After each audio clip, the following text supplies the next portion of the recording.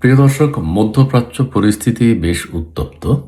স্বাভাবিক কারণ ইরানের যে প্রধান ধর্মীয় নেতা আয়াতুল্লাহ আলী খামেনি, তাকে হত্যা করা হয়েছে এবং আরও অনেক শীর্ষস্থানীয় নেতৃবৃন্দকে হত্যা করা হয়েছে। সো ইরান তাদের সর্বশক্তি নিয়োগ করেছে এই যুদ্ধে, বাঁচা মরার লড়াই।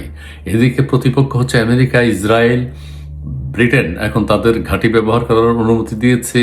ব্রিটেনের সাথে যুক্তরাষ্ট্রের এক ধরনের দ্বন্দ্ব তৈরি হয়েছে ঘাঁটি ব্যবহার নিয়ে। ফ্রান্স এবং জার্মানি যুদ্ধে যোগ দেবে, এটি ডোনাল্ড ট্রাম্পকে আশ্বস্ত করেছেন। ডোনাল্ড ট্রাম্প কেন পাচ্ছেন না? এখন বলা হচ্ছে যে মধ্যপ্রাচ্যে মার্কিন যুক্তরাষ্ট্রের যেসব ঘাঁটি রয়েছে সেগুলো ইরান নাকি ধ্বংস করে দিয়েছে। এগুলো বিশ্ব মিডিয়ায় আসেনি বা প্রচার করেনি।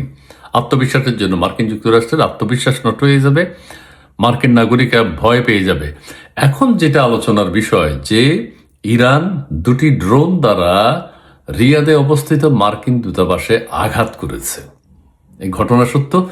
এটি মার্কিন দূতাবাস ধ্বংস হয়ে গেছে এবং সেখান থেকে কালো ধোঁয়ার কুণ্ডলি দেখা যাচ্ছে। মানে ইরান কিন্তু তাদের সর্বশক্তি নিয়োগ করেছে, এটা বোঝাই যায়। কারণ তাদের বাঁচা মরার লড়াই, হয় বাঁচো না হলে মরো। কাজেই ইরান থেমে থাকার কথা নয়। এবং ইরানের এখানে একটা মজার বিষয় হচ্ছে ইরানের যেসব ড্রোন, এগুলা বানাতে গিয়ে খরচ হয়েছে মাত্র $35,000। ঠিক আছে? আর মার্কিন যুক্তরাষ্ট্র এই $35,000 যে ড্রোন, তাকে প্রতিহত করবার জন্য $5 থেকে $40 লাখ প্রযুক্তি ব্যবহার করছে। ইরান কিন্তু সেই দিক দিয়ে এগিয়ে আছে।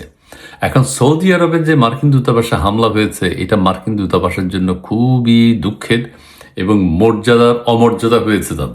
তাদের অহংকার ভেঙে গেছে। সৌদি আরবের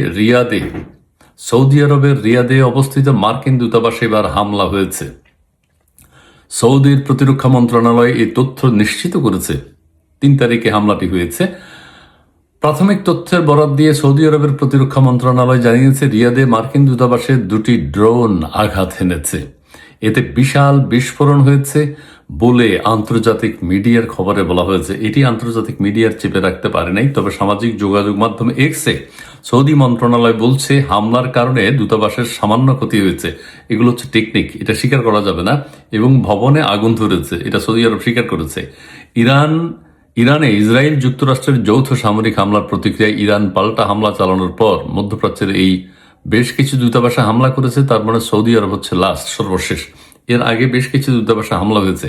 প্রত্যক্ষদর্শীরা জানিয়েছেন তারা রিয়াদের কূটনৈতিক কোয়ার্টারে কালো ধোঁয়া উঠতে দেখেছেন। এতে একটি বিকট বিস্ফোরণের শব্দ শোনা গেছে এবং ঘন ঘন কালো ধোঁয়া উঠতে দেখা গেছে। এর আগে সোমবার কুয়েত ও জর্ডানে অবস্থিত মার্কিন দূতাবাসে হামলা হয়েছে। এদিকে সৌদি মার্কিন দূতাবাসে হামলার জেরে মার্কিন যুক্তরাষ্ট্র কড়া হামলা চালানোর প্রতিক্রিয়া জানিয়েছে। যাই হোক, ইরানের বিরুদ্ধে হামলা চলবে। ইরানকে তাদের সর্বশেষ আমরা শুনেছি যে পারমাণবিক বোমা টোমা এসব আছে, এগুলো কিন্তু তৈরি করতে দেয়নি। আর এগুলো আঘাত করলে যদি থেকেও থাকে, পৃথিবীর জন্য খুব খারাপ, পরে ইরানকে দায় নিতে হবে। সো পারমাণবিক হামলার আশঙ্কা নেই। ঠিক আছে? মার্কিন যুক্তরাষ্ট্র এবং ইসরায়েল ইরানের পারমাণবিক যেসব স্থাপনা আছে সেগুলো প্রায় ধ্বংস করেছে, অনেকগুলো আগেও করেছে, এখনো করছে। সো এই যুদ্ধ চলমান থাকবে। এখন ইরান কতদিন টিকতে পারবে? ইরানের প্রযুক্তি, ইরানের শীর্ষস্থানীয় নেতৃবৃন্দ কিন্তু সারা ইরান জুড়ে আছেন, বাকি যারা আছেন। সো ইরানের ওই নেতৃত্ব ভাঙতে পারবে না। শীর্ষ নেতাকে হত্যা করেছে, কিন্তু ইরান দমে যাবে না। আরেকটি কথা বলা হচ্ছে যে ইরানের 9টি নৌযান নাকি মার্কিন যুক্তরাষ্ট্র ধ্বংস করে দিয়েছে। তবে বিশেষজ্ঞদের মতে ওই নৌযানগুলো আহামরি কিছু না, ছোটখাটো। আরেকটি খবরে বলা হচ্ছে যে ইরান মার্কিন যুক্তরাষ্ট্রের যে নৌবহর, কি নাম যেন, আমি নামটা ভুলে গেছি, সর্ববৃহৎ নৌবহর যেটি, সেখানে নাকি আক্রমণ করেছে। এটাও কতটুকু সত্য, তবে বিশেষজ্ঞরা বলছেন এই তথ্যগুলো বিশ্ব মিডিয়ায় আসে নাই। ইরান সত্যিকার অর্থে যুক্তরাষ্ট্রের নৌবহরে আঘাত করেছে, সেটি আস্তে আস্তে প্রকাশিত হবে। প্রিয় দর্শক, ভালো থাকবেন, সুস্থ থাকবেন, সুন্দর থাকবেন। মধ্যপ্রাচ্য পরিস্থিতি নিয়ে আমরা সবাই চিন্তিত, তবে সব দেশের জন্যই ক্ষতি। কিন্তু ইরানে মার্কিন যুক্তরাষ্ট্র এবং ইসরায়েল ঝাঁপিয়ে পড়েছে, ইরান আগে যুদ্ধ শুরু করেনি। সো এই অপরাধ করেছে মার্কিন যুক্তরাষ্ট্র এবং ইসরায়েল।